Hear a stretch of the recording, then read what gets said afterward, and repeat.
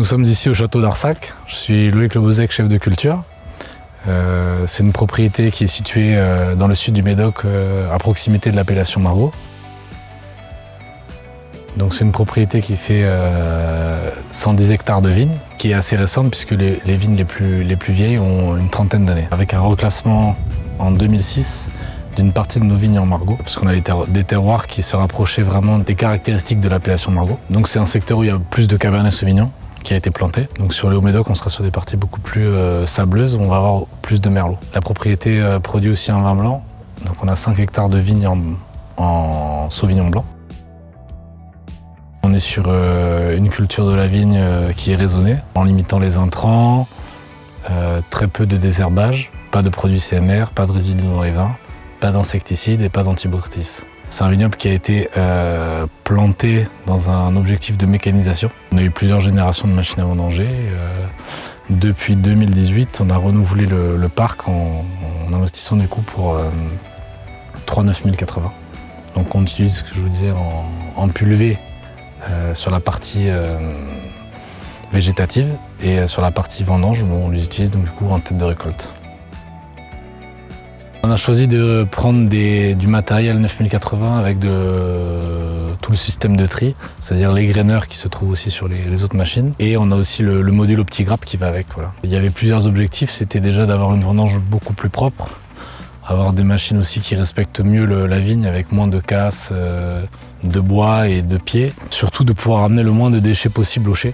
C'était important pour nous parce qu'on avait une réception au chai qui n'était pas forcément adaptée par rapport aux machines qu'on avait avant, où il n'y avait pas de tri embarqué. Donc c'était vraiment l'objectif de mieux ramasser, de mieux préserver les pieds de vigne, d'avoir aussi une vendange qui n'est pas éclatée, pas trop de jus. On est très satisfait du fonctionnement.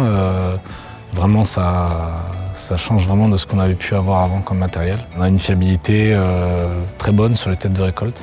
On a un porteur qui est bien dimensionné par rapport à la puissance demandée du matériel, etc. On a un confort chauffeur aussi qui change vraiment et qui est important pour les journées de vendange. Vu que c'est des journées qui durent un peu, c'est mieux. Ouais.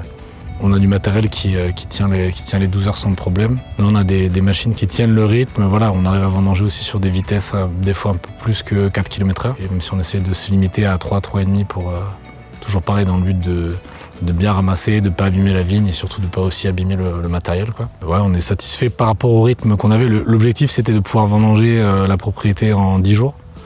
Donc on arrive à monter à une dizaine d'hectares par jour sur une dizaine de jours. Donc on arrive à tout ramasser comme ça. Quoi. Alors sur le millésime 2021, ça a été un peu particulier comme dans tout le Bordelais, même si sur la partie sud-Médoc, on a eu un petit peu moins d'eau. On n'a pas eu moins d'intempéries, mais elles étaient peut-être moins intenses, donc on a réussi à avoir des cadences de traitement plus raisonnables. Sur la partie insecticide aussi, on est en confusion sexuelle, donc on n'a pas eu d'obligation de traiter sur différentes générations. On n'a pas de traitement obligatoire flavescence ici.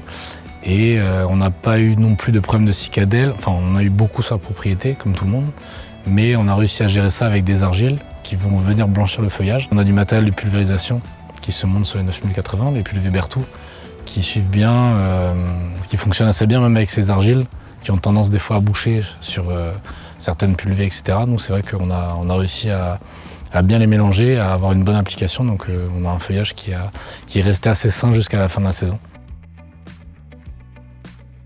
J'ai commencé d'abord à travailler sur la partie chai au début de ma carrière professionnelle, sur une exploitation beaucoup plus petite parce que ça faisait une dizaine d'hectares. Ici on est sur des volumes beaucoup plus grands. Et le souhait en venant ici dans le Médoc de changer un peu de format de structure, un calcul de coût, une approche du vin qui est vraiment différente ici, donc c'était l'objectif. Je suis venu dans ce métier parce que ça me plaisait vraiment comme milieu, le côté lien entre la terre et le produit final qui en sort, ça me plaisait beaucoup. Ouais.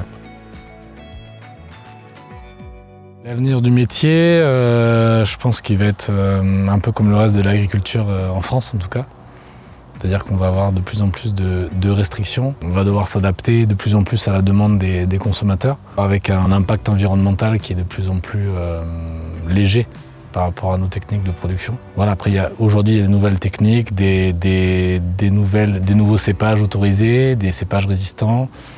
Donc ça laisse pas mal de perspectives pour l'avenir, mais si on veut garder les mêmes typicités de vin, par contre, ce sera plus compliqué, je pense, quoi.